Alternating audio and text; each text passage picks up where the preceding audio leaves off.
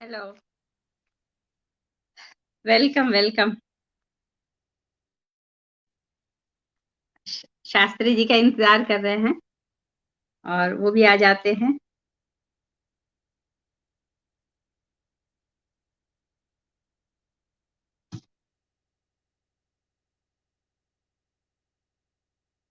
Hello.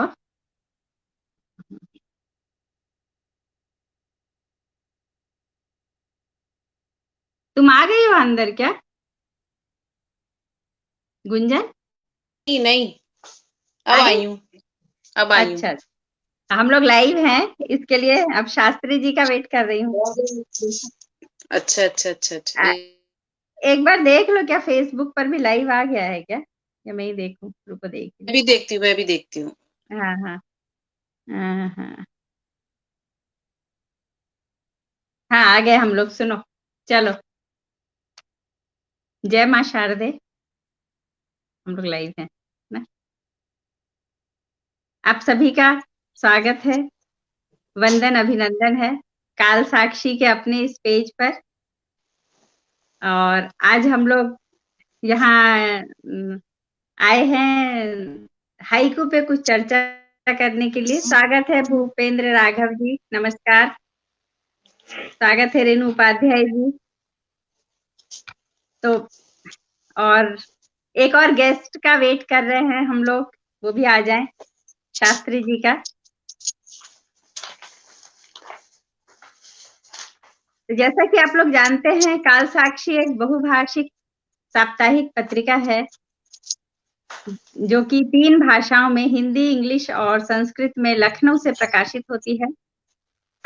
और काल साक्षी का उद्देश्य है कि हमारी आध्यात्मिक, साहित्यिक और सांस्कृतिक जो धरोहर है उन्हें सहेजना और आने वाली पीढ़ी के लिए उनको सुरक्षित रखना। तो समय समय पर हम लाइव कार्यक्रमों के जरिए कुछ जानकारियां प्राप्त करते हैं। और अभी तक आए नहीं है हमारे जो आज के चर्चा के लिए गेस्ट हैं, जितेंद्र उपाध्याय जी। तब तक हम लोग आगे बढ़ाते हैं चर्चा को। तो काल साक्षी के बारे में यही कहूंगी कि पूरा प्रयास कर रही है। गुंजन, तुम्हारा कैमरा बार बार ऑफ हो रहा है।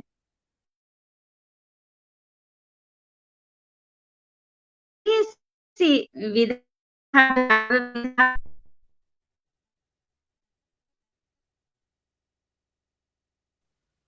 स्वागत है आदरणीय जितेंद्र उपाध्याय, अद्वैत जोगिया जी, शास्त्री जी, आपका स्वागत है। जी नमस्कार नमस्कार। जय जी, नमस्कार नमस्कार। जय हिंद, जय हिंदी। आप सभी जय का भारत। स्वागत, अभिनंदन, वंदन है काल साक्षी के इस पेज पर। हमने अभी काल साक्षी का उद्देश्य साझा किया था और अब आज हम हाइकू की जो काव्य विधा है, एक छोटी सी नन्ही सी हाइकू, उस पर चर्चा करने के लिए यहाँ एकत्रित हुए हैं। और जिसमें हमारे साथ हैं आदरणीय जितेंद्र उपाध्याय, अद्वैत जोगिया जी, जिन्हें हम शास्त्री जी कहते हैं, और आदरणीय गुंजन अग्रवाल अनहद जी। और एक और गेस्ट को आमंत्रित किया है, उनको समय मिलेगा तो वो जरूर आएंगे, हाजिर होंगे, जितेंद्र नील, जितेंद्र सिंह नील जी।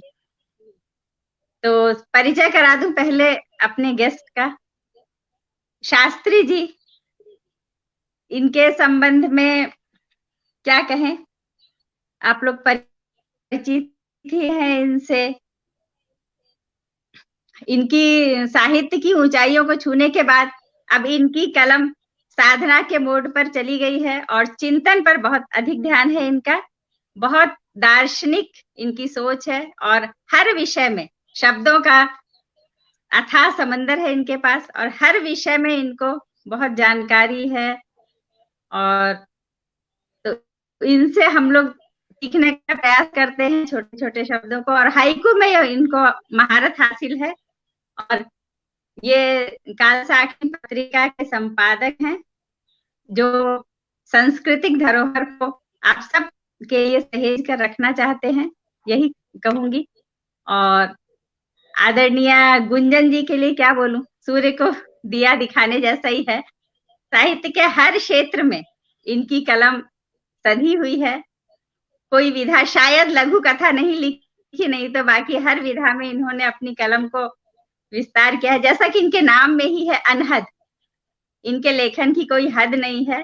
कलम बिल्कुल निर्विकार चलती है हर क्षेत्र में, हर इसमें। तो गुंजन जी ये काल साक्षी पत्रिका की सह संपादक हैं, संपादिका। और तीसरे जो हमारे हैं आदरणीय जितेंद्र सिंह नील जी, उनके बारे में यही कहना चाहूंगी कि उन्होंने, उनका भी बहुत, हर विषय में, हर इसमें उन्होंने भी बहुत लिखा है। और उनकी कलम बहुत फटाफट चलती है तो एकदम रफ्तार पकड़ती है, और नहीं लिखते तो कुछ दिनों तक नहीं लिखते हैं। और वो मेरे इसलिए भी थोड़े करीब है कि मेरी नन्ही कलम को उन्होंने ही उंगली थामकर काव्य की तरफ मोड़ा था, और वही मुझे काव्य की तरफ मुझे अग्रसर किया उन्होंने। तो इसके लिए वो आए नहीं है, आएंगे तो उनका परिचय मैंने दे दिया है, उनको भी ऐड करेंगे हम लोग। लोग बाग हाइकू लिखते हैं, हाइकू लिखने के लिए 5-7-5 का ले लेते हैं, लगता है बहुत ही आसान है। पर जैसा मैं इस बीच में पढ़ती रही, मुझे लगा कि हाइकू में बहुत अच्छा नहीं समझ रहे हैं लोग बाग, तो इसलिए आज की इस चर्चा को रखा गया है। मैं कुछ कमेंट्स ले लेती हूँ। गुंजन जी अंतर ध्यान हो गई है, नहीं सामने है, गुंजन जी आ गई हैं, बीच बीच में अंतर ध्यान होती है। राघव जी बोल रहे हैं। कुसुम शुक्ला जी आपका स्वागत है। हाँ, उदाहरण देंगे जरूर। अभी प्रश्न रखते हैं, उसके बाद गुंजन जी को इसीलिए इनवाइट किया गया है, वो हाइकू के द्वारा आपको समझाएंगी उदाहरण देके। स्वागत है रेणु उपाध्याय जी, प्रणाम कह रही हैं आप सबको। स्वागत है कुसुम शुक्ला जी, स्वागत है भूपेंद्र राघव जी, आप सबका स्वागत है। और स्वागत है पारुल गर्ग जी, नमस्ते नमस्ते दीदी कह रही हैं। नमस्ते आप लोगों को भी, आप सबका स्वागत है। तो ये चर्चा रखी गई कि हाइकू के विषय में आदरणीय शास्त्री जी हमें बताएंगे, और मैं उनसे कुछ प्रश्न रखना चाहूंगी। बाद में गुंजन जी के भी पास आती हूँ। तो मेरा प्रश्न आदरणीय शास्त्री जी से सबसे पहले यह है कि क्या सचमुच, जी स्वागत है शास्त्री जी, आप पहले 2 लाइन 2 शब्द बोल दीजिए अपने दर्शकों को, उसके बाद हम प्रश्नों पे आते हैं। आप अपने दर्शकों को मेरा प्रणाम पहुंचाइए। तो मैं अपने विषय पे अटेंशन हूँ। आप प्रश्न पूछिए, जहां तक मैं बता पाऊंगा बताऊंगा। बिल्कुल बिल्कुल, आपको बहुत नॉलेज है इस बारे में। तो सबसे पहले मैं ये पूछना चाहूंगी, काव्य की हाइकू विधा क्या सबसे सूक्ष्मतम विधा है, या इससे भी कोई सूक्ष्मतम रही है? देखिए, पहले तो हम जहाँ थोड़ा सा मैं 2 लाइन में कहना चाहूंगा कि हाइकू क्या है, सिर्फ 2 लाइन। बिल्कुल बिल्कुल, स्वागत है। हाइकू अन्य वार्णिक छंदों की तरह भी एक वार्णिक छंद है, ये भी हाइकू भी है, जो कि 17 अक्षर में ही लिखना है। पहली लाइन 5 अक्षर की, दूसरी 7 अक्षर की, तीसरी फिर 5 अक्षर की। इससे ज्यादा हम जाएंगे तो कंफ्यूज हो जाएंगे। शुरू में इतना ही जानना चाहिए। जी। और ये जो तीनों लाइनें लिखी जाएंगी आपस में जुड़ी ना हो, ये अलग अलग हो। यही सबसे बड़ा सर्कस है कि लाइनें जुड़ ही ना पाए। अगर ये बहुत लाइनें बड़ी जुड़ गई बात तो आपने हाइकू कही। गया। तो बिल्कुल, सबसे पहले सर्कस ये तो बहुत यही है बड़ी कि बात लाइनें ना कही जुड़ नहीं पाए। आपने। जी। तो और इससे ज्यादा अगर हाइकू के बारे में जानना है तो आप गूगल पे या फेसबुक पे सर्च मारिए, सैकड़ों लेख मिल जाएंगे, उसको पढ़िए। जी जी जी। हमको ये जानना हाँ, है कि हाइकू क्या नहीं है। आप इसको सोचिए कि हाइकू क्या नहीं है। आप अच्छा, इस चीज को जानने का प्रयास करिए। जब आप उल्टा सोचेंगे तब आपको पता चलेगा कि हाइकू क्या है। समझ में आया। बिल्कुल बिल्कुल। बस अच्छा, मतलब प्रैक्टिकल दूसरा अप्रोच हाँ, ज्यादा लीजिए आप। बिल्कुल, और और जहां तक पढ़ना इसका चाहिए। हाँ, हाँ, मतलब कहने का ये है कि जब आप इसका इतिहास क्या है, भूगोल क्या है, ये तो गूगल पे मिल जाएगा आपको, फेसबुक पे मिल जाएगा। लेकिन आपने जो लिखा है वो हाइकू, आपने जो पढ़ा फेसबुक पे, गूगल पे, और आपने जो लिखा है क्या वो जो आपके पढ़े हुए के अनुसार है, इस चीज को कौन चेक करेगा? ये हाइकूकार को खुद चेक करना चाहिए, वो देखे कि जो मैंने लिखा वो हाइकू है कि नहीं है। तो उसको इस तरह से पकड़ना चाहिए कि हाइकू क्या नहीं है, इस अप्रोच के साथ हाइकू में आना चाहिए, अपने लेखन को देखना चाहिए, तब वो समझ पाएगा कि हाइकू क्या है। और जैसा कि मैंने कहा, लाइनों को अलग रखना ही सबसे बड़ी सर्कस है इसमें। और जहां तक इसके सूक्ष्म होने की बात है कि ये सूक्ष्मतम विधा है कि नहीं, तो आप देखिए, अगर इसको हम भारतीय माने तो हमारे वेदों में एक एक लाइन के भी छंद दिए हुए हैं। वेद की भाषा छंदस भाषा है, और वेद से पुराना दुनिया में कोई ग्रंथ नहीं है। उसमें एक एक लाइन के मंत्र हैं, और भाषा उसकी छंदस, यानी कि जितना कुछ भी वेद में है सब छंदस भाषा है, सब छंद है। तो एक एक लाइन के मंत्र वहां दिए गए हैं, वो सब छंद हैं। तो मैं इसको कैसे सबसे सूक्ष्मतम विधा मान लूं? कोई भी कैसे मान लेगा अगर इसको भारतीय कहते हैं तो। हाँ, ये कह सकते हैं कि वर्तमान में प्रचलित विधाओं में ये सबसे छोटी विधा है। ये सत्य नहीं है कि मेरी बात पूरी होने दीजिए, नहीं मेरी बात पूरी होने दीजिए। हम ये कह सकते हैं कि वर्तमान में प्रचलित विधाओं में ये सबसे छोटी विधा है, न कि ये दुनिया की सबसे छोटी विधा है। हाँ, अब अगला जो भी प्रश्न हो। दूसरा प्रश्न मेरा यही था, आप जो कह रहे थे यदि इसे भारतीय छंद मानते हैं, और अगर इसको जापानी भी माने तो आप देखिए कि जो नैनो टेक्नोलॉजी जो है वो दुनिया को जापान ने दी है। वो हर चीज को छोटी कर देते हैं, और हर चीज को छोटी कर देते हैं। पेड़ को उन्होंने बोनसाई बना दिया, तो हमारे यहाँ से क्या विधा को उन्होंने पॉलिश करके हाइकू बना दिया। अगर जापानी, उसको हम जापानी भी कहें तब भी। अच्छा जी, अभी 2-3 कमेंट देख लेती हूँ। स्वागत है आदरणीय मणिबेन द्विवेदी जी, वो नमन कर रही हैं आप सबको। स्वागत है आदरणीय रितिका जी, आप सबका स्वागत है। और सबको मेरी तरफ से भी प्रणाम कहिए। जी जी जी जी।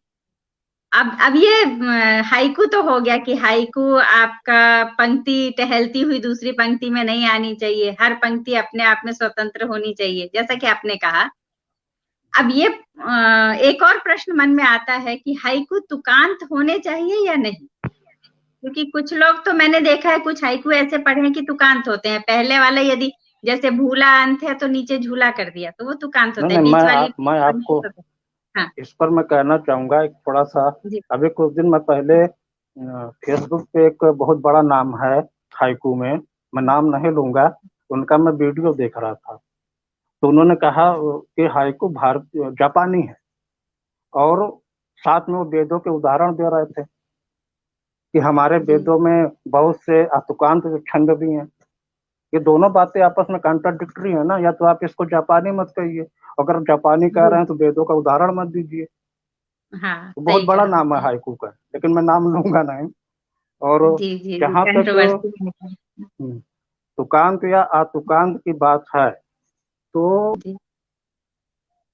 ऐसा कोई घोषित नियम नहीं है कि हाइकू अतुकांत ही होना चाहिए, और यह भी घोषित नियम नहीं है कि हाइकू तुकांत ही होना चाहिए। इस बात को पूरी तरह रचनाकार पे छोड़ देना चाहिए, जिसमें उसको आसानी हो। तुकांत में आसानी है, तुकांत लिखे, अतुकांत में आसानी है, अतुकांत लिखे। वैसे मैं आपको बता दूं कि तुकांत लिखना ज्यादा कठिन है, क्योंकि तुकांत के शब्द आपको मिलाने, शब्द खोजने हैं। अतुकांत में तो कुछ भी लिख दीजिए। बिल्कुल बिल्कुल। तो इस बात को रचनाकार के ऊपर छोड़ देना चाहिए कि वो तुकांत में उसको ज्यादा आसानी है कि अतुकांत में। ऐसा कोई घोषित नियम नहीं है कि हाँ, जो लोग वेदों का उदाहरण दे रहे हैं कि वेदों में बहुत से छंद अतुकांत हैं, तो उनको पता होना चाहिए कि हजारों छंद तुकांत भी हैं। उसके उदाहरण आप क्यों नहीं देखते? जी जी जी। हाँ, अब ये बात तो मेरे ख्याल से स्पष्ट हो गई। हाँ, कि तुकांत। हाँ, अभी भूपेंद्र राघव जी कह रहे हैं, बिल्कुल सही कहा, काव्य की अनुभूति तो 2 अक्षरों में भी संभव है। नहीं, आप देखिए, नहीं, तुकांत जो है काव्य का एक लक्षण है, एक गहना है।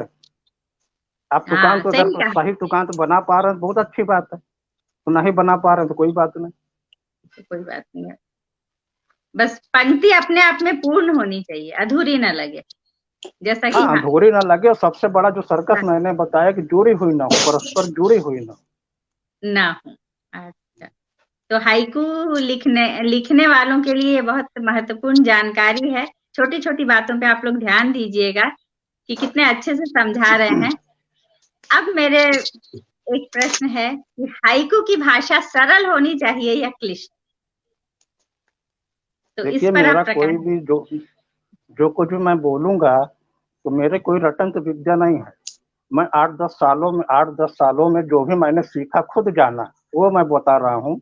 और जहां तक भाषा की बात है, तो भाषा जो है, अगर आपकी अनुभूति, उधार की अनुभूति नहीं है, किसी से चुराई हुई अनुभूति नहीं है, तो अपनी भाषा अपने आप खोज लेगी। और आप देखिए, जो गूढ़ प्रतीतियां हैं, जो गूढ़ अनुभूतियां हैं, वो सतही काम चलाओ शब्दों में नहीं कह पाएंगे, आप आएंगे ही नहीं उसमें। इसीलिए यही शब्दों के मेन पर्याय बने हुए हैं। और पर्याय का जी मतलब ये नहीं है कि ये नहीं आ रहा तो ये रख लो। आपको देखना पड़ेगा कौन सा पर्याय कहाँ के लिए फिट है। अगर आपने सतही जी अनुभूति कही तो अच्छे शब्द नहीं मिलेंगे उसको। वो अच्छी अनुभूति, गहन अनुभूति है तो सतही शब्द में नहीं आएगी। तो जो हाइकू है, वो अपनी भाषा खुद चुन लेगा आपकी प्रतीति के अनुसार, उस पर ज्यादा चर्चा करने की जरूरत नहीं। तो सही मेरी बात कहा। अपने दर्शकों तक पहुंचा दीजिए कि बिल्कुल अच्छी और हाँ, गहन प्रतीतियों के लिए अच्छे अच्छे शब्दों में ही समाएंगे। वो सतही काम चलाओ शब्दों से काम नहीं चले। मेन यही बात आपने कही कि जो अनेक शब्दों के लिए जो एक शब्द आते हैं वो हाइकू के लिए बहुत उपयुक्त रहते हैं, तो वो थोड़े से क्लिष्ट नहीं नहीं, लगते मैं हैं ये नहीं पढ़ने कह में। रहा, मैं ये पर- नहीं नहीं, मैं ये हाँ नहीं कह रहा हूँ। एक गहन जी, प्रतीति, गहन बोध, ये चलाऊ काम चलाऊ बोलचाल के शब्दों में समा ही नहीं सकती। नहीं कर सकते, वही नहीं समा सकते, क्योंकि आप क्या, इसमें वर्णों की आप कोई हमें रिपोर्टिंग कर रहे लिमिटेशन। हैं? जी आप रिपोर्टिंग तो कर नहीं रहे हैं ना, किसी से नहीं नहीं हाँ हंसी मजाक कर रहे हैं। जी जी तो हाइकू जो है, अगर प्रतीति उधार की नहीं है तो अपनी भाषा खुद चुन लेगी, उसमें ज्यादा जाने की जरूरत नहीं। भूपेंद्र राघव जी कह रहे हैं प्रथम भाव तदुपरांत लय तुक और लालित, ठीक है। और सिंपल काव्यधारा जी भी जुड़ चुकी हैं। स्वागत है सिंपल जी आपका, बहुत जी सुंदर बात कह रही हैं। और आदरणीय अनिल कुमार सोनी जी कह रहे हैं सत्यम वदामि स नमामि नमामि सत्यम वदामि। तो ये शास्त्री जी आपके लिए खास है, उनका ये कमेंट ये उनको एकदम मेरा धन्यवाद संस्कृत में। पहुंचाइए उन तक। बिल्कुल उन्होंने सुन लिया होगा। और गुंजन जी से भी मैं ये पूछना चाहती हूँ, गुंजन जी तो बहुत दिनों से हाइकू लिखती हैं, तो पहले आप हाइकू लिखती थी। स्वागत है गुंजन जी आपसे। बहुत बहुत शुक्रिया सुनंदा जी, आप सभी को हाँ नमन। हाँ बिल्कुल बिल्कुल स्वागत है। तो मैं ये पूछ रही हूँ कि आप पहले हाइकू लिखती थी, शायद आपने शुरुआत अपनी हाइकू से ही की थी। जी जी, मेरी इस काव्य यात्रा मेरी प्रारंभ हुई थी, हाइकू लेखन से ही हुई है मेरी काव्य यात्रा प्रारंभ। और सबसे पहले मैंने हाइकू ही लिखने प्रारंभ किए थे। उसके बाद कई सालों बाद, मुझे लगता है 1-2 साल के बाद, मैंने ये छंद वगैरह, छंद गीत गजल उसमें सीखना आरंभ किया। वो भी इसलिए कि मेरी उत्सुकता रहती थी, हर विधा आनी चाहिए, सिर्फ आनी इसलिए चाहिए बिल्कुल। बस। तो मैंने ऐसा सुना है कि हम 100-200 हाइकू लिखते हैं तो उसमें से मुश्किल से 4 या 5 हाइकू बनते हैं जब हम लोग नए नए अभ्यास करते हैं। तो इस पर क्या आप कह रही हैं? बिल्कुल, अभ्यास करना नहीं छोड़ना चाहिए, अभ्यास करते रहना चाहिए। अभ्यास करने से ही हम आगे जैसे अच्छा हम लिखने में समर्थ हो पाएँगे। अगर हम अभ्यास ही नहीं करेंगे, 5-7-5 के क्रम में अभ्यास करना चाहिए, जैसा कि शास्त्री जी ने कहा है कि आप पहला नियम यही रखिए हाइकू लिखने के लिए कि हमें 5-7-5 में अपने आप को तैयार करना है। मतलब 5-7-5 के क्रम में तैयार करना है लिखने में। फिर आप सेकंड उसका रूल्स ये होता है कि हमें फिर अपनी हर पंक्ति को स्वतंत्र रखना है। उसके बाद आगे फिर आपको आता जाएगा आगे। अ, वो तो आप शास्त्री जी ने बता ही दिया कि चरम अनुभूति की कविता है, तो धीरे-धीरे अभ्यास से ही सब कुछ संभव है। बस यही कहना चाहूँगी। अच्छा शास्त्री जी से अब ये प्रश्न है कि कुछ रचनाकार क्या करते हैं हाइकू जब लिखते हैं तो एक पंक्ति के बाद डैश हाइफन लगा देते हैं, तो इसका क्या अर्थ होता है? देखिए, इससे गलत मैसेज जाता है। कई लोगों से मेरी बात हुई, जी जब किसी भी पंक्ति में आप हाइफन या डैश लगाते हैं, तो हालांकि जो रचनाकार है, हाइकूकार है, उसका आशय दूसरा होता है। उसका आशय ये होता है, वो पाठक की सुविधा के लिए कि हमारे हाइकू का भाव इस पंक्ति में है, पंक्तियां वहां पे स्वतंत्र ही रहती। डैश इसलिए ये लगाता है कि पाठक समझ जाए कि हमारे इस पंक्ति से इस हाइकू का अर्थ निकलेगा। लेकिन इससे गलत मैसेज किया जाता है। गलत मैसेज ये जाता है कि लोग समझते हैं कि 5 और 12 में लिखें या 12 5 में लिखें, 2 लाइनों का हाइकू लिखें। ये गलत मैसेज जाता है और ये अंग्रेजी हाइकू का तरीका है, अच्छा जो कि हिंदी में आ गया, आना नहीं चाहिए। और कहाँ से आया मैं भी ये भी आपको बता दूं। जी एक गुरु जी थे, फेसबुक पे गुरु जी प्रकट हुए। अच्छा उनको हिंदी नहीं आती थी और वो हिंदी के हाइकू सिखाते थे। अच्छा तो अंग्रेजी आती थी, हिंदी नहीं आती थी। अंग्रेजी में डैश चलता है, तो वहां से कुछ लोगों ने वो हाँ डैश पकड़ लिया। अच्छा, तो सिखाया है किसी ने, कहने का मतलब ये है। हाँ, बिल्कुल सिखाया है। अब जब मैं तुकांत की बात आपने उठाई, तो तुकांत हाँ में हाँ एक तरह से मैं था और मेरे कुछ साथी थे जो कि तुकांत में ही जी लिखते थे। उससे पहले तुकांत हाइकू बहुत कम दिखाई पड़ते थे, ज्यादा कदा दिखाई पड़ते थे। हाँ हाँ इसी तरह डैश भी चलाया, अच्छा, क्योंकि नहीं आना तो चाहिए। डैश नहीं लगाना चाहिए, हाइफन डैश ये सब नहीं लगाना चाहिए। नहीं, नहीं लगाना चाहिए, मैं ये नहीं कह रहा हूँ, लेकिन उससे गलत अच्छा मैसेज जा रहा है ना। नया हाइकू कर क्या समझ रहा है कि हमको 5 हाँ 12 में भी लिख सकते हैं। आपने तो पाठक की सुविधा के लिए लगा दिया है। आपकी हम्म। लाइनें स्वतंत्र हैं, लेकिन आपने डैश लगा दिया पाठक की सुविधा के लिए कि पाठक समझ ले कि मेरे हाइकू का भाव यहाँ पे है। लेकिन उससे नए हम्म हाइकूकार के पास गलत मैसेज जा रहा है। वो सोच रहा है कि हम 5 12 में लिख लें, तो ऐसा नहीं होना चाहिए। हम्म, गलत मैसेज नहीं देना चाहिए। जी तो ये एक और प्रश्न था, और अगला प्रश्न मैं गुंजन जी आपसे ये करूंगी। मैं दूसरे गेस्ट का एक्चुअली वेट कर रही थी। नील जी आज व्यस्त हैं थोड़ा, तो मैं सोच रही थी वो आ जाते तो उनसे भी पूछती, क्योंकि वो भी छंदों में भी लिखते हैं और हाइकू बहुत दिनों से लिख रहे हैं। और मैं दर्शकों को ये बता दूं अच्छा क्या पकड़ ले, रीतिका जी कह रही हैं पकड़ लिया।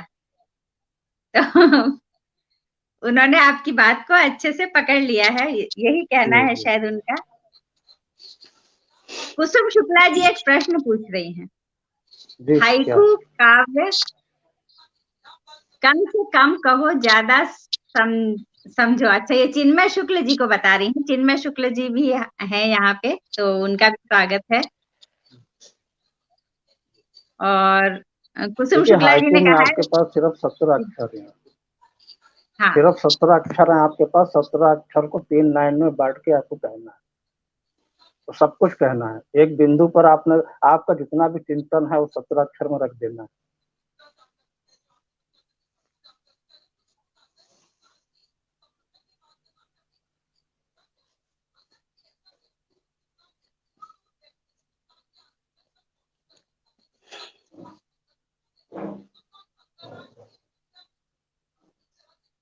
बिल्कुल। और हाँ, इसको कंटिन्यू करिए, बीच में थोड़ा कुछ प्रॉब्लम हो गया था, जी जी नेटवर्क भी। जी। हाँ हाँ जी जी जी। अगला कोई प्रश्न हो तो बताएं, समाधान करने का प्रयास हाँ, करूंगा।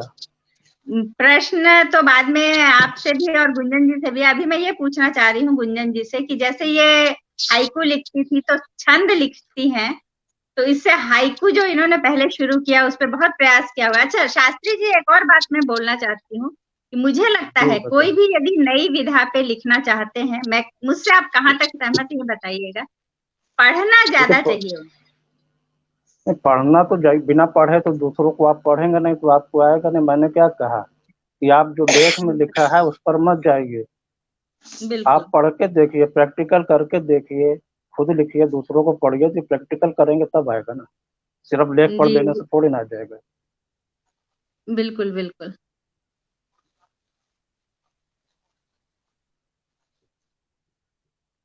कुछ प्रॉब्लम आ रही है मुझे लगता है। उनके नेट में कुछ प्रॉब्लम है। बहुत क्षमा चाहती हूँ, मैं बार बार मैं खुद ही आउट हो जा रही हूँ। तो गुंजन जी, आपसे मेरा ये प्रश्न है कि एक छंदकार होने के नाते आपको हाइकू लेखन में असुविधा होती है या सुविधा होती है, ये बोलिए। छंदकार के नाते तो नहीं, हाइकू एकदम से अलग विधा है, क्योंकि हाइकू में हमारे पास कोई संभावनाएं ज्यादा नहीं होती हैं। हमें 17 अक्षरों में सब कुछ अपनी बात को कहना होता है, जैसे छंदों में होता है। छंद में हम कोई गीत लिख रहे हैं, कोई मुक्तक लिख रहे हैं, कुछ भी और भी कुछ लिख रहे हैं, तो हम उसको अपने भाव के अनुसार एक दो पंक्ति आगे पीछे कर सकते हैं उसकी। या जैसे कोई हमारा भाव उस किसी एक छंद में नहीं बैठ रहा है, तो हम दूसरे छंद में उसको उपयोग कर सकते हैं। लेकिन हाइकू में ऐसा कुछ भी नहीं है। हाइकू में आपको 17 अक्षरों में ही अपनी बात को कहना है। यानी कि हाइकू एक साधना है। हाइकू में जितना धैर्य आप रखेंगे, उतना अच्छा आप हाइकू कह पाएंगे। बस यही कहना चाहूंगी। हाइकू आज भी मेरे लिए उतने ही कठिन है जितने की पहले थे। मुझे तो देख के ही डर लगता है हाइकू लेखन में। अच्छा, और मैं कुछ कमेंट ले लेती हूँ। आदरणीय मनोज जैन जी आ गए हैं, नमस्ते मनोज जी। आदरणीय कविता सिंह जी नमस्कार कर रही हैं आप दोनों को। नमस्ते कविता जी, आप सभी को नमस्ते। और आदरणीय हीरो वाधवानी जी भी हैं, स्वागत है आपका। स्वागत है। बहुत बहुत सुंदर कह रहे हैं आप लोगों को। और आदरणीय मनोज जैन जी, दोनों सहेलियों को नमस्ते, और शास्त्री जी को भी नमस्ते कर रहे हैं। नमस्ते मनोज जी। सबको मेरा भी प्रणाम। हाँ, और आदरणीय अनिल कुमार सोनी जी कह रहे हैं, नगीना हीरा तरास ये से चमकीला है। अच्छा, हाँ, शास्त्री जी से एक बात और कहिए, पूछिए आप। कि जैसे शब्दों का जैसे इसी हाइकू में दोहराव हुआ है, तरास, उस तरह के शब्द हमको प्रयोग करने चाहिए कि नहीं चाहिए? नहीं, अगर शब्दों का आप दोहराव कर रहे हैं तो आप अपना नुकसान कर रहे हैं, आप अपना स्पेस खत्म कर रहे हैं। 17 अक्षर में आप मान लीजिए 3 अक्षर को 2 बार दोहरा दिया, तो आपके 3 अक्षर तो बेकार हो गए ना, आप अपना नुकसान कर रहे हैं। तो इसलिए दोहराव से बचें। ऐसा कोई घोषित नियम नहीं है कि दोहराव नहीं होना चाहिए, लेकिन दोहराव करने में आपका हाइकूकार का नुकसान है, उसका स्पेस खत्म हो रहा है, उसके अक्षर समाप्त हो रहा है। क्योंकि 17 अक्षर ही है, उसका उपयोग सदुपयोग करना है, दुरुपयोग नहीं करना है। लेकिन कई बार होता है ना, एक ही शब्द के अलग अलग अर्थ हैं, तो ऐसे में शायद वो तो यहाँ पे नहीं, वो तो अलंकार में चलता है, हाइकू में अलंकार नहीं होते। श्लेष यमक और अनुप्रास अलंकार हाइकू में नहीं चलेंगे। ये भी पूछना चाह रही थी मैं कि हाइकू में श्रृंगारिक भाषा या अलंकार, वो सब इन नहीं चीजों चलेगा। का स्थान है या नहीं है ना? सपाट बयानी, अपना स्पष्ट शब्दों में आपको अपनी बात कहनी, सपाट बयानी भी नहीं करनी है। सपाट बयानी करेंगे तो रिपोर्टिंग हो जाएगी, आप रिपोर्टर हो जाएंगे। हाँ। एक कैमरा लिए हुए रिपोर्टर। गुंजन जी, आप अपने कुछ हाइकू के जरिए अभी इन हमारे जो श्रोता हैं इनको समझाइए कि कैसे हाइकू में छोटे से गागर में कैसे सागर समाया जाता है भावों को। मैं हाइकू पढ़ रही हूँ आप सभी के समक्ष। जो मैं थोड़ी सी व्याख्या के साथ में, और बाकी शास्त्री जी उसको बताएंगे। हाँ, बिल्कुल बिल्कुल, ठीक है। चलिए, एक हाइकू लेती हूँ मैं। अपनों के रार प्रहार के ऊपर है ये हाइकू। जैसे आपसी पारिवारिक कलेवश परिवार में झगड़े होते रहते हैं अधिकतर। चलिए, नील जी भी जुड़ रहे हैं, नील भाई भी। स्वागत है नील जी, आपका बहुत देर से इंतजार हो रहा था। हेलो नील भाई। हाँ, आवाज नहीं जा रही तक, उन तक आवाज नहीं आ रही। नील, अच्छा आप आगे एक बार बोलिए, आगे शायद उनका माइक वो ऑन नहीं होगा, नहीं किया होगा उन्होंने। अच्छा। चलिए, मैं ये कह रही थी, जैसे आपसी पारिवारिक कलेवश जीवन भर परिवार को अपने बल पर ढोने वाला मुखिया बढ़ती आयु संग दैहिक रूप से जर्जर होने लगता है, और वो मानसिक रूप से भी छीड़ होने लगता है। तो इसी विषय पर एक हाइकू मैंने कहा है, सुनिएगा। तेजाबी मेहे गल रहा पहाड़ बुजुर्ग देहे। वाह, बहुत तेजाबी सुंदर। में गल रहा पहाड़ बुजुर्ग देह। ओह, एक अब हाइकू शास्त्री। में। हाँ हाँ हाँ हाँ, ठीक। शास्त्री।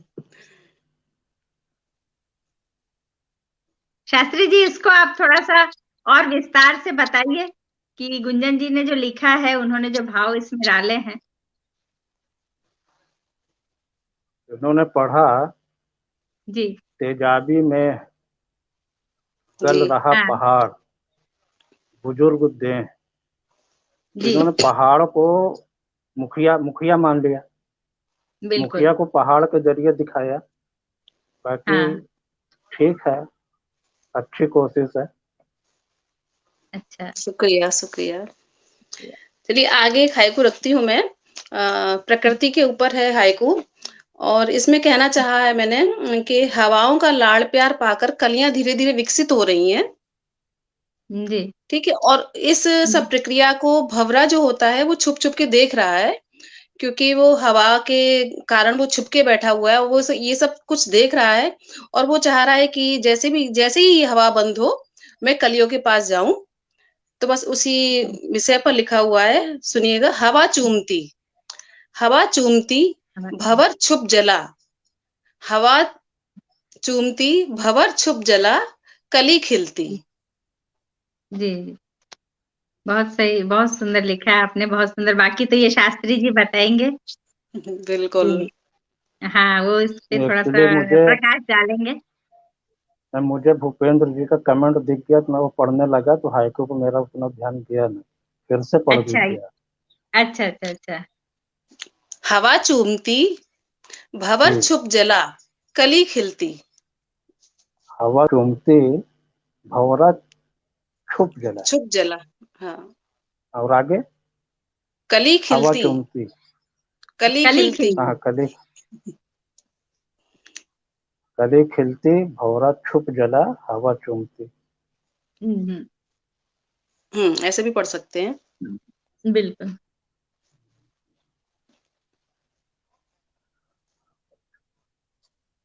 आदरणीय नील जी, आप अपना कैमरा ऑन कीजिए प्लीज, तो फिर।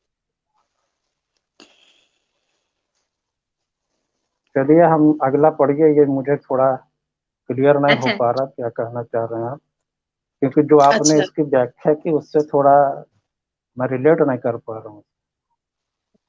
चलिए नील जी, आगे आप पढ़ती सुन हूँ पा मैं। रहे हैं हम लोगों को? हाँ।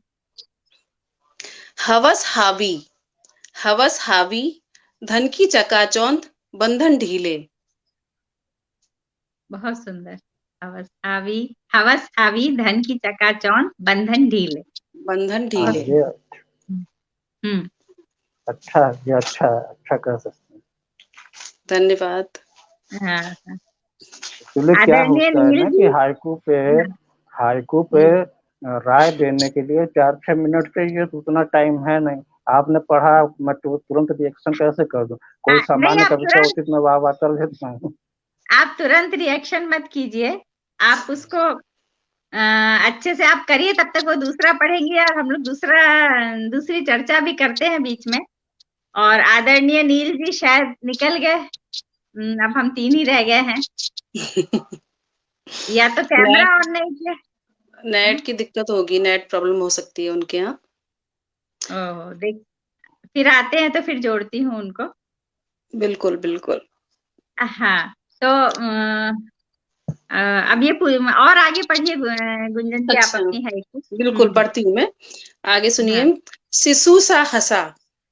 शिशु सा हंसा, ढके ओजस्वी अर्क। शिशु सा हंसा, ढके ओजस्वी अर्क, छौना मेघ का।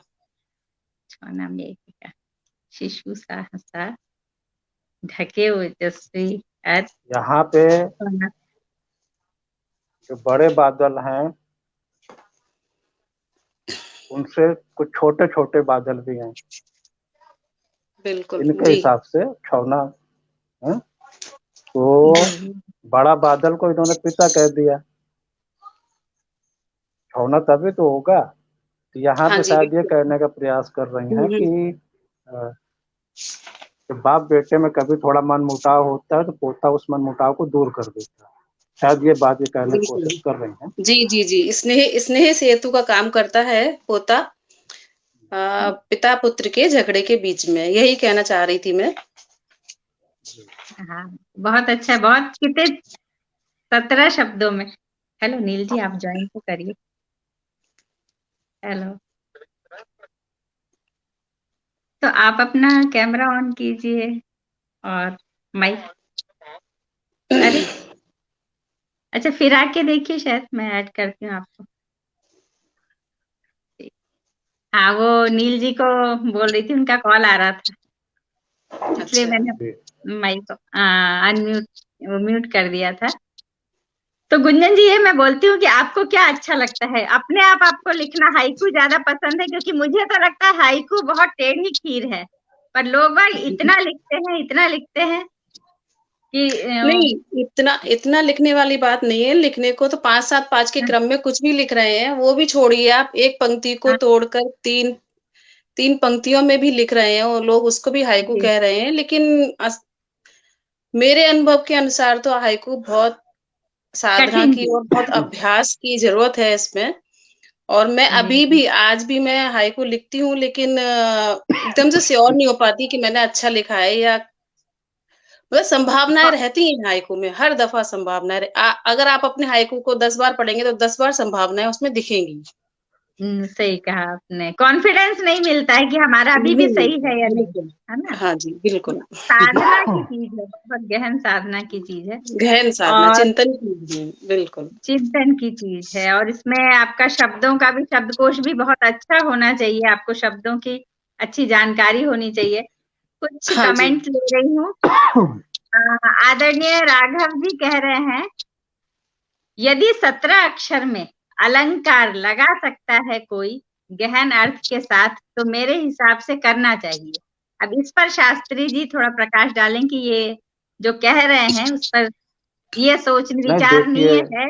हाँ नहीं देखिए, मैं इनके कमेंट पे ये कहना चाहूंगा कि अब जी, तक हाइकू के जितने भी टीचर हुए, प्रोफेसर हुए, विद्वान हुए, सबने यही कहा कि हाइकू में कहावत, अच्छा, अलंकार, भौगोलिक हाँ, तथ्य, धार्मिक तथ्य ये सब नहीं होने चाहिए। तो मैं उनसे इस बात पे सहमत।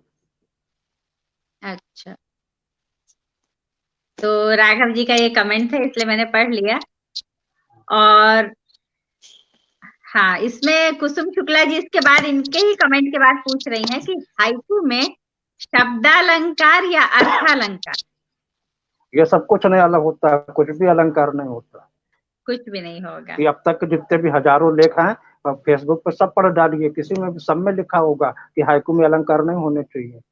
मैं कोई नया अच्छा, विद्वान थोड़े ना पैदा हुआ हूँ, वही सब पढ़ अच्छा, के तो कि बोल रहा हूँ, कुछ अपना जोड़ के बोल रहा हूँ। आदरणीय राघव जी लिख रहे हैं, श्रम से पाला खेत व खलिहान, मारता पाला। अच्छा है, श्रम से लेकिन मैं पाला। इसको हाँ हाँ, मैं सुन लिया। मैं इसको जी, कहूंगा कि जब ये हाइकू का प्रथम चरण है, जब कोई अच्छा, दूसरी विधा का सिद्ध हाइकूकार हाइकू के क्षेत्र में आता है तो जिस तरह लिखता है उस तरह का लग रहा है मुझे हाइकू का प्रथम चरण। ये आगे क्लियर करेंगे कि प्रथम चरण में क्या करना चाहिए, द्वितीय चरण में क्या करना चाहिए और फाइनल चरण में क्या करना चाहिए। अगर आप वो सवाल सामने आएगा तो मैं उसको क्लियर करूँ, ऐसे अपनी तरफ अच्छा, से क्या इसकी बोलते रहे। इसकी एक पीडीएफ डाली हुई भी है पेज पर अच्छा। लेकिन वही हाँ, बिल्कुल पढ़ें और देखें और समझें उसको, तो दूसरा काफ़ी मैं ये सहायता भी कहना, मिलेगी। हाँ, दूसरा एक ये भी कहना चाहती हूँ कि हाइकू से संबंधित या जो उपनिषद और इन सब चीजों को आप हमारा काल साक्षी का यूट्यूब चैनल पे भी आप लोग शेयर कर रहे हैं, तो उसको भी लोगों को देखना चाहिए। देख के उससे भी समझने की कोशिश करनी चाहिए। कल देखिए, ही मैं था एक पोस्ट। एक बात मैं जी, ये कहता हूँ कि दुनिया की हर चीज सबकी सबके लिए नहीं होती। बिल्कुल सही कहा। आप इस बात का मतलब समझिए। आपको क्यों हम्म, सब कुछ चाहिए? आप अगर हाइकू नहीं समझ में आ रहा, दूसरी विधाएं हैं, दोहा है, बिल्कुल। चौपाई है, हाँ, सोरठा है, सवैया है, बहुत छंद है, तो बहुत सारे छंद सब हैं। हाँ ये उसी को हाँ आएगा जो, हाँ, अगर आप जी, हाइकू में आए हैं तो बाकी सब भूल जाइए। और आपको भूल जाना पड़ेगा, अच्छा तब आप ओ, हाइकू लिख पाएंगे।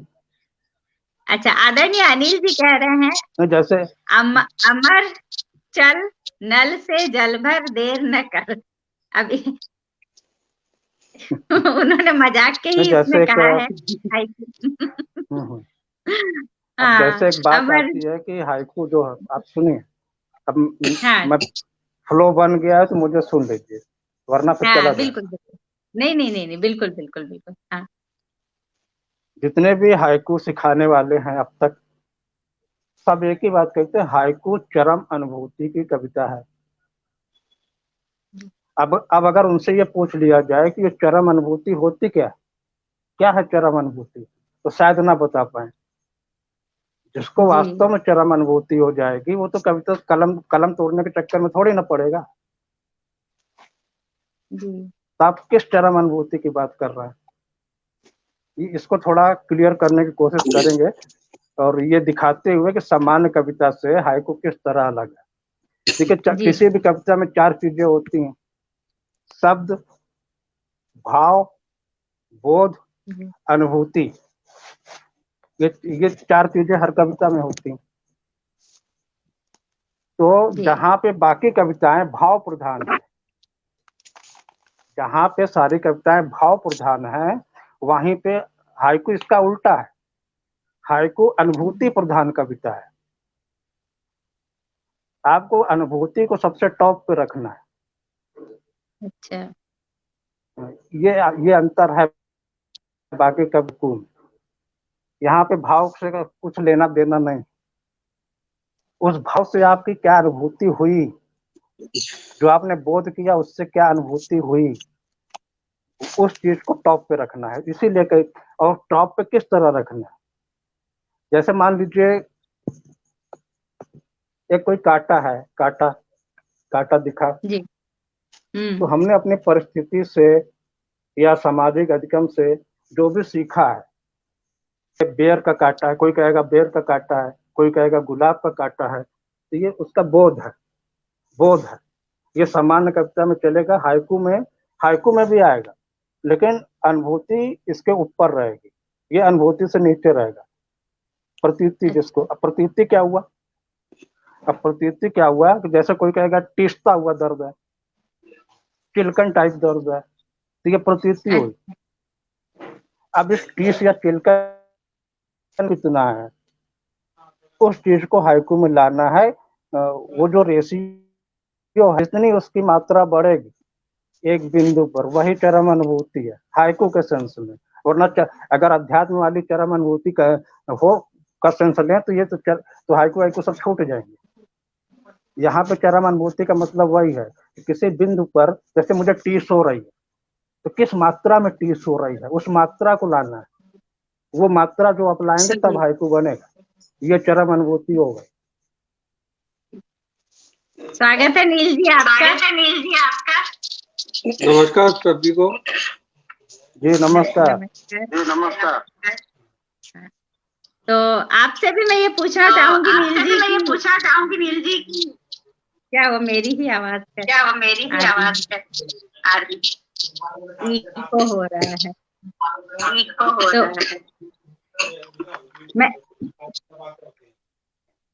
मैं ये पूछना चाहूंगी नील जी कि आपने पहले हाइकू लिखना शुरू किया था, वहां से फिर आप छंद की तरफ मुड़ गए, तो आपको दोनों में क्या अंतर खास लगा? छंद लिखना आसान है, जितना हाइकू लिखना बहुत कठिन है।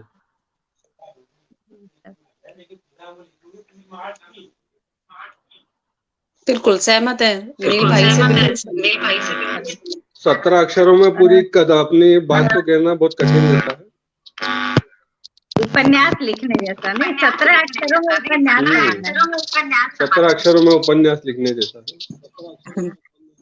हम आपसे आपके कुछ हाइकू सुनना चाहेंगे। हाइकू मेरे अभी मोबाइल में, और मोबाइल में देखने में दिक्कत आएगी। अच्छा ठीक है। मैं लेकर नहीं बैठा हूँ, मैं थोड़ा बिजी था तो इसलिए लेट हो गया। जी जी, कोई बात नहीं है। कोई बात नहीं है। तो हम आपसे ये जानना चाहेंगे कि एक संगीतकार होने के नाते छंदों का ज्ञान आपको हाइकू में सहयोगी साबित हुआ या उससे दिक्कत हुई? मैंने जब हाइकू लिखे, जब छंद नहीं लिखता था, जब छंद लिखना चालू करा, हाइकू लिखना मेरा बंद हो गया। अच्छा, जो शास्त्री जी ने कहा वही आपने जी। तो और गुंजन जी, तो वापस कोशिश कर रहे हैं छंद लिखने की।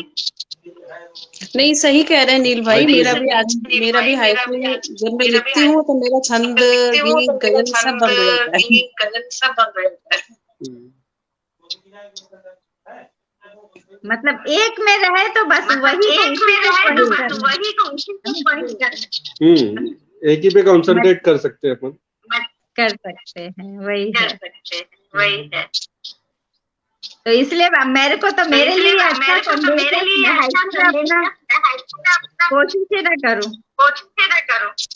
नहीं, बिल्कुल करिए, बहुत अच्छी चीज है। हाइकू लिखना बहुत बढ़िया है। कम तो शब्दों में बहुत अच्छा लिखा था हाइकू। नहीं, ऐसा जरूरी नहीं है। अच्छा, लिखने वाले सभी एक साथ लिखते हैं। जी जी जी जी। अच्छा, कह रहे हैं एक अंग्रेज शर्मा जी, आदरणीय अंग्रेज शर्मा जी कह रहे हैं हाइकू बहुत नीरस विधा है, अक्षरों में कविता कहना और विशुद्ध भाषा में लिखना बहुत मुश्किल है। समझ नहीं आया आपकी आवाज। नीरस विधा तो नहीं है हाइकू। हेलो, जब हाइकू लिखने लगेंगे तब हाइकू का बहुत आनंद अलग ही रहता है। हाइकू लिखने का नीरस विधा तो कह नहीं सकते। जो नहीं लिखते उनके लिए नीरस हो सकता है। जिस दिन हाइकू लिखना आ जाएगा उस दिन हाइकू किसी को कुछ लिखेंगे। सही कहा आपने। नहीं, हाइकू लिखना और हाइकू को समझना पड़ता है।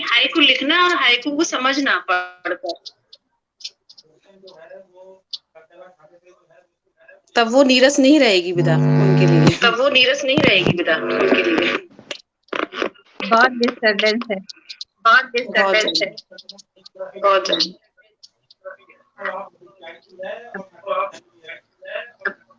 भूपेंद्र राघव जी कह रहे हैं अलंकार तो काव्य का आभूषण है।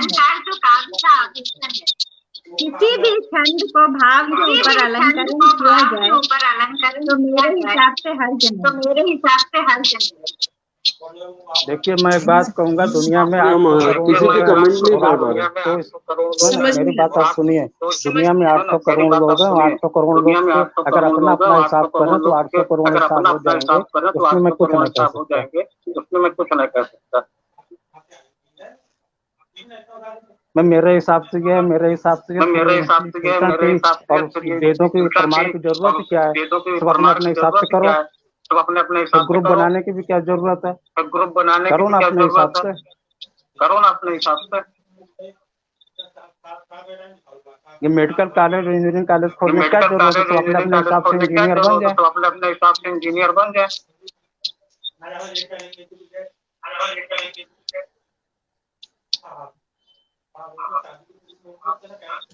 हाँ, उनके बात पे विचार किया जा सकता है। उन्होंने विचारी काव्य के लक्षण को हाइकू में क्यों नहीं लिया जा रहा है? क्यों बाहर किया जा रहा है? वो इसलिए किया जा रहा है कि क्योंकि आपके पास 17 अक्षर है। आप सामान्य कविता की चीजें लाएंगे तो हाइकू खत्म होता जाएगा। अभी आपने कहा कि आपको सिर्फ अनुभूति को टॉप पर रखना, बाकी चीजें हटा दीजिए। अनुभूति का रेशियो, अनुभूति को टॉप पे पकड़ना, कौन 70% पकड़ रहा, कौन 80% पकड़ रहा, कौन 90% पकड़ रहा, ये आसान काम नहीं है। उस जो आपने पकड़ा है जिस रेशियो पे, उस रेशियो को आपको हाइकू में दिखाना है। अब आप अगर उसमें अलंकार दिखाएंगे और तमाम अन्य चीजें दिखाएंगे तो फिर तो हो चुका है, तो सारा स्पेस खा जाएगा। फिर अनुभूति आप कहाँ रखोगे? किस जगह पे रखोगे? जी। तो अब आप लोगों से मैं एक और प्रश्न पूछूं। आवाज इको हो रही है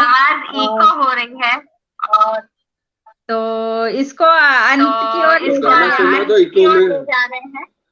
इको में कोई गाना ही सुना दीजिए। गीत सुना दीजिए इको में फिर। 11 नहीं, मैं ये पूछना चाहूंगी कि नए हाइकूकारों के लिए आप लोग क्या बोलना चाहेंगे, क्या टिप देना चाहेंगे? बारी बारी से आप तीनों से एक ही प्रश्न। देखिए जो नया हाइकूकार है, मैं ये मानता हूँ कि वो चौपाई दोहे में बहुत निपुण है, लेकिन हाइकू के क्षेत्र में आता है तो नर्सरी का बच्चा होता है। वो अपनी पुरानी दोहे, पुराने चौपाइयों को तोड़ के हाइकू में शेप में रखने लगता है, जो कि भाव प्रधान होती है। हमको यहाँ अनुभूति को, प्रतीति को टॉप पे रखना है, भाव पे नहीं जाना है। तो मैं उनके लिए यही कहना चाहूंगा जो नया आदमी आ रहा है हाइकू के क्षेत्र में, सबसे पहले वो बहुत ज्यादा ज्ञान प्राप्त करने के चक्कर में न पड़े कि मुझे एक ही दिन में सारा कुछ पता चल जाए। जी, सबसे पहले वो पंक्तियों को स्वतंत्र करके लिखना सीखे। ये सबसे बड़ी सर्कस है, इससे बड़ी कोई सर्कस नहीं है। दूसरी सर्कस है अनुभूति को पकड़ना, यही दो सर्कस है। जी हाँ, कुछ दिनों खाली कुछ भी लिखे, बस कोशिश करें कि पंक्तियां अलग रहें। जब ये चीज सिद्ध हो जाए, एकदम से उसमें परफेक्शन आ जाएगा, हाँ मैं जो लिख रहा हूँ पंक्तियां अलग करके लिख रहा हूँ, तब उसमें वो दृश्य डालना शुरू करे, कैमरेबाजी शुरू कर दे। तरह तरह जो कह रहा है वो जो अमूर्त बातें कह रहा है उसको मूर्त वस्तुओं के थ्रू दिखाना शुरू करे। जैसे अगर हम पूजा कहना चाहते हैं तो इसको मंदिर, इसके साथ मंदिर को हम रिलेट कर सकते हैं, कुछ इसी तरह की चीज पूजा के साथ यूज होती हैं। तो हम अपने कहे हुए में अमूर्त कहे हुए में मूर्त चीजों को लाएं। अब कुछ दिन ये करते रहें, जब ये भी सिद्ध हो जाए तब तीसरे पॉइंट में है कि इसमें अब जो वस्तु हमने डाली है, दृश्य डाला है, अब इसको प्रतीति से रिलेट करना। और जिस दिन प्रतीति से रिलेट करना सीख जाएंगे उसी दिन से हाइकू बनने लगेंगे। बस इतना ही कहना चाहूंगा। जी, बहुत अच्छी बात कही आपने। अब आदरणीय नील जी, आप बताइए नए हाइकूकारों के लिए आपका क्या संदेश होगा, क्या टिप देना चाहते हैं? किसी का फोन बज रहा है। गुंजन जी आप बताइए।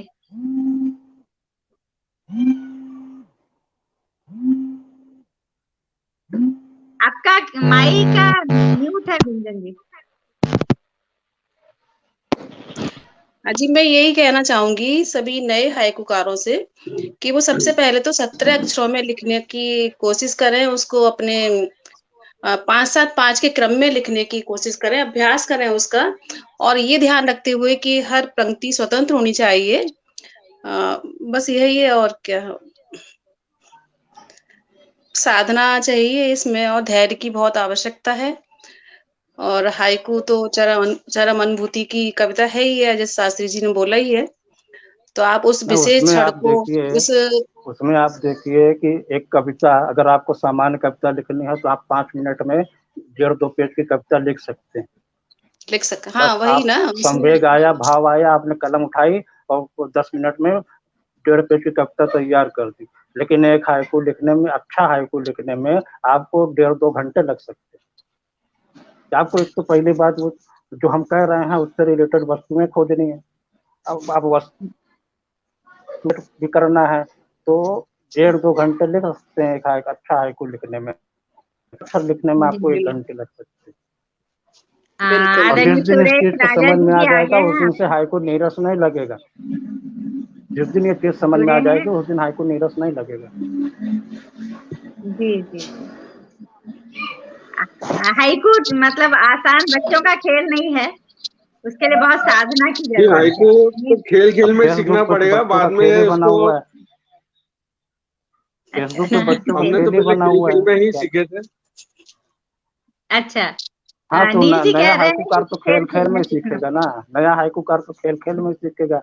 अब उसको प्रोत्साहन करना चाहिए, हमेशा उसकी टांग खींच के नहीं तुम्हारा ये हाइकू है नहीं, तुम क्या लिख रहे हो, तुमको आता ही नहीं तो कभी सीख नहीं पाएगा। आप बिल्कुल खेल बिल्कुल रहा सही। है, खेल खेल में लेकर आता, आप उसको सपोर्ट करिए ना, तभी तो वो आगे बढ़ेगा, दूसरे स्टेज में जाएगा। नहीं तो पहले कोई सही है काका जी। आएंगे, नहीं उसको ब्लॉक कर देंगे, तुम लिख नहीं पा रहा, क्यों? तुमको किसने राइट दिया काकागिरी का? हाँ, क्या कह रहे थे नील जी, आप बताइए। मैं कह रहा था कि खेल खेल में ही सीखे जाएंगे हाइकू, तो पहले थोड़े बहुत प्रैक्टिस करना पड़ेगी। हाइकू, अंताक्षरी, इस तरीके कोई आप ग्रुप बना के आप आपस में लिखना सीखिए। जो अच्छा हाइकूकार है उसके साथ बैठ के फिर अपनी डिस्कस करते जाइए कि मेरा हाइकू कैसा है, फिर उसके बाद सुधार करते जाइए अपना हाइकू। हाँ, बड़ी बात कही आपने।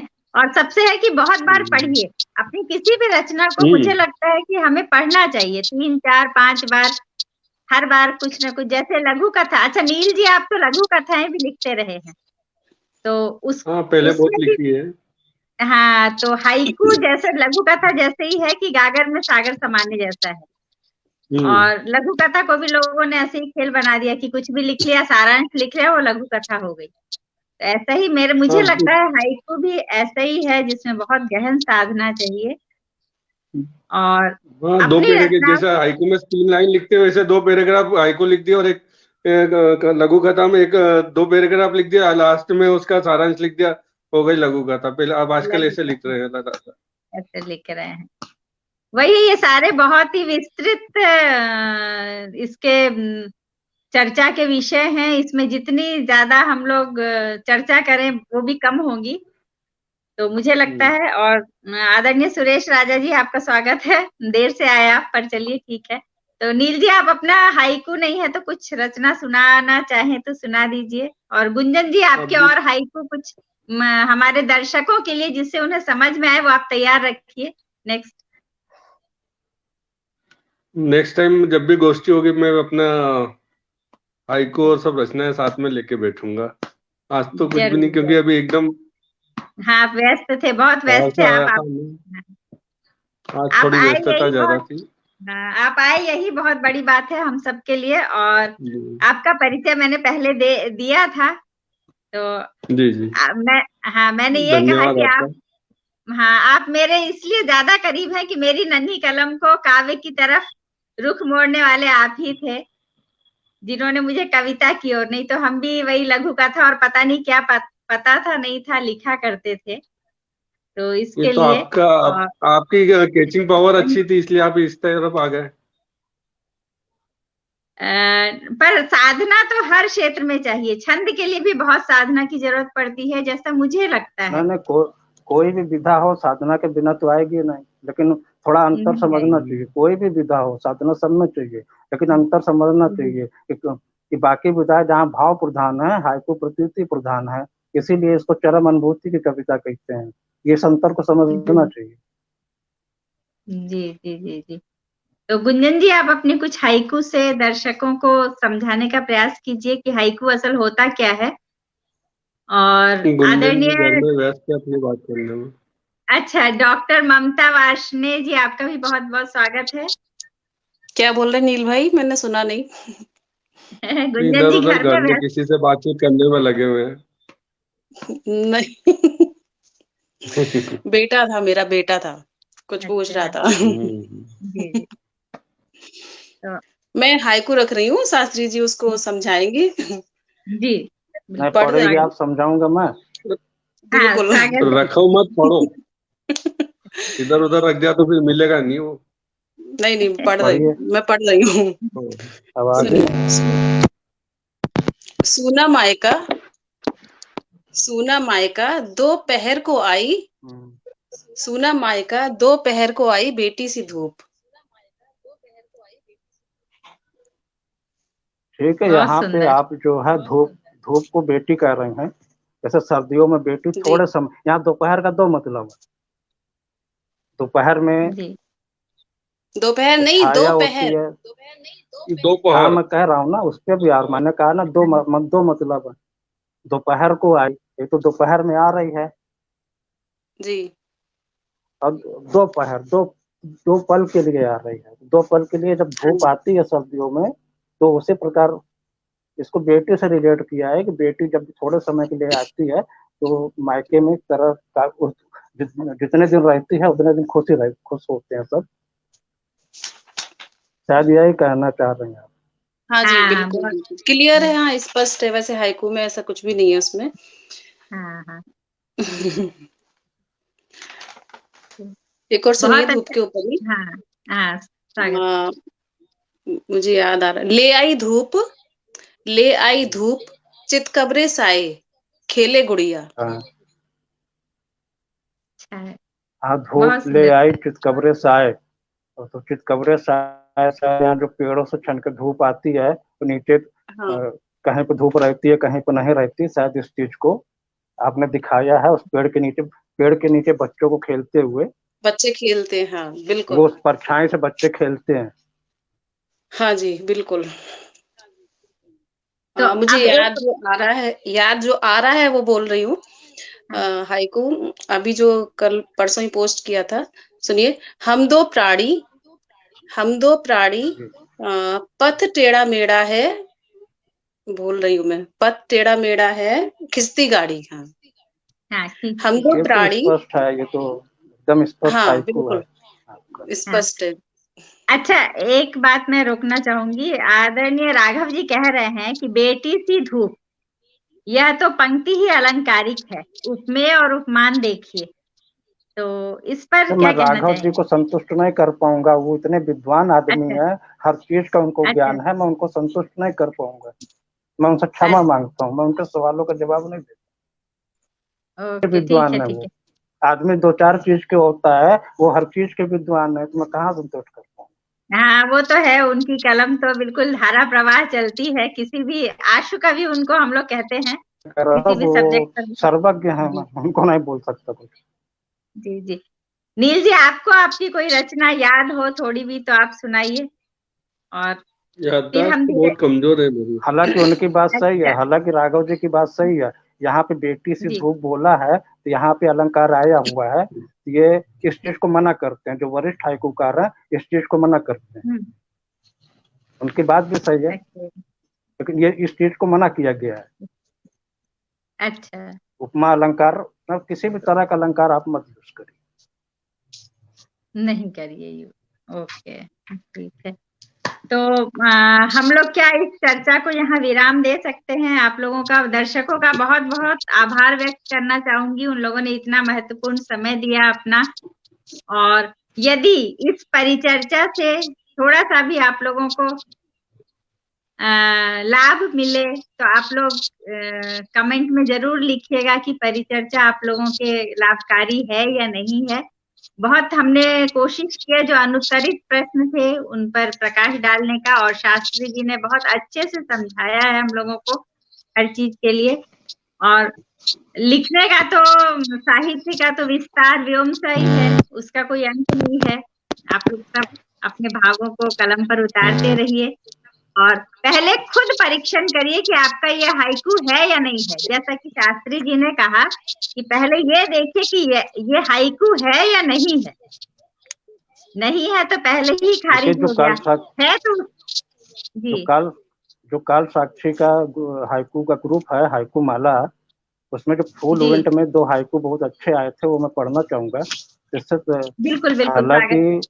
हाँ, मैं पहले ही कह चुका हूँ कि अगर इवेंट में कोई हाइकू चयनित हो रहा है तो इसका ये मतलब नहीं है कि परफेक्ट है। इसका मतलब सिर्फ बिल्कुल। इतना है कि जितने भी उपलब्ध हैं उनमें ये अच्छा है। पहला है जी, शैल मित्र अश्विनी कुमार जी का। हालांकि अच्छा, स्वागत है। ठीक है, हाइकू पे कमेंट नहीं करेंगे, हाइकू पढ़ेंगे बस। देखिए, मन जी, के जी। बंजारेपन को इन्होंने दिखाया है हाइकू में कैसे। फूल खोजता फूल खोजता बादलों की गेह में खो गया चित्र। मतलब जीवन भर खोजते रहे, लेकिन जिस चीज को खोज रहे थे वो चीज मिली नहीं, हमेशा धुंध में रही, जी, मन हमेशा भटकता रहा। तो इस तरह जो मन के बंजारेपन को दिखाने की कोशिश करी है। मैं एक अच्छा, बहुत। हाइकू और पढ़ूंगा, दूसरा तबस्सुम जी का। जी, देखिए, स्वागत। जीवन की नश्वरता को, पूरे जीवन की नश्वरता को उन्होंने हाइकू के माध्यम से कैसे कह दिया, सिर्फ 17 अक्षर में। नूतन जी, कली जरूर, स्वागत। नूतन कली बिखरी पंखुड़िया, नृत्य छड़का।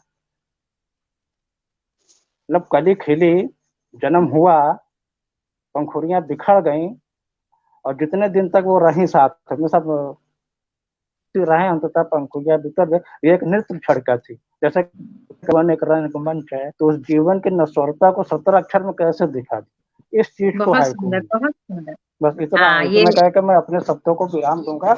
और राघव जी, देखिए मैं जब फ्लो में आता हूँ तो कुछ निकल जाता है, बोल रहा हूँ तो बोलने दीजिए।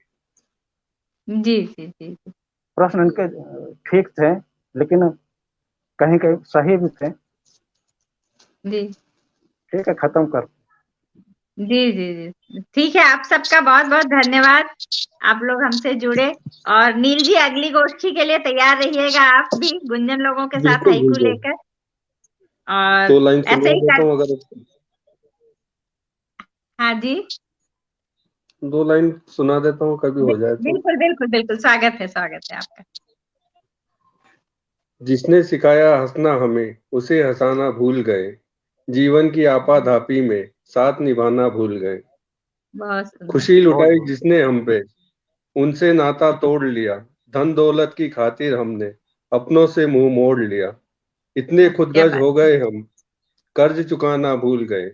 जीवन की आपाधापी में साथ निभाना भूल गए। बहुत सुंदर, बहुत बहुत सुंदर, बढ़िया, बहुत बढ़िया। बहुत ही सुंदर, बहुत सुंदर कहा आपने। सचमुच आज की यही हाल है, आपाधापी में हम लोग अपनों से ही भूल जाते हैं रिश्ते निभाना। तो आप सबका बहुत बहुत शुक्रिया।